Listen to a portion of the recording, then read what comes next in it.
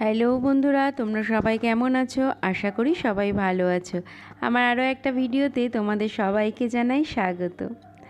আজকের এই ভিডিওটা রবিবার দুপুরবেলার আয়োজন করা হয়েছিল। রবিবার দুপুরবেলা করেছিলাম একটু ঢ্যাঁড়সের চচ্চড়ি। আর জানোই তো একটু কম তেলে রান্না করছি, তাই জন্য একটু পেঁয়াজ ফোড়ন দিয়ে আজকে ঢ্যাঁড়সটা রান্না করেছি। কর্তামশাই খুব একটা পছন্দ। আচ্ছা, আমার মতন এরকম কার কার হয়?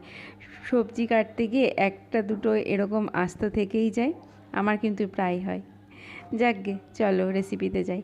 প্রথমেই কড়াইতে তেল দিয়ে তাতে সর্ষে আর দিয়েছি পেঁয়াজ ফোড়ন। পেঁয়াজটা ভালো করে ভেজে নিয়ে দিয়েছি কুচানো টমেটোটা একটু নাড়াচাড়া করেই দিয়ে দিয়েছি ঢ্যাঁড়সগুলো, দিয়ে লবণ হলুদ দিয়ে ভালো করে ভেজে নিয়েছি। এবার আগে থেকে সর্ষের গুঁড়ো ভেজানো ছিল সেটা দিয়েছি, দিয়ে আর একটুখানি জল দিয়ে এটা ঢাকা চাপা দিয়ে রান্না করেছি। নামানোর আগে সামান্য একটু চিনি দিলেই রেডি হয়ে যাবে। এটা রুটি দিয়ে খেতে ভীষণই ভালো লাগে। সকালের জলখাবারের তো একটা উপযুক্ত আইটেম এটা। তোমরা কে কে ঢ্যাঁড়সের চচ্চড়ি, ঢ্যাঁড়স ভাজা এইসব দিয়ে রুটি খেতে ভালোবাসো? আমি কিন্তু একদমই পছন্দ করি না ঢ্যাঁড়স দিয়ে খেতে। কোনো সবজিই খাই না, মানে খাই না বলতে সবজি দিয়ে রুটি খেতে একদমই ভালোবাসি না।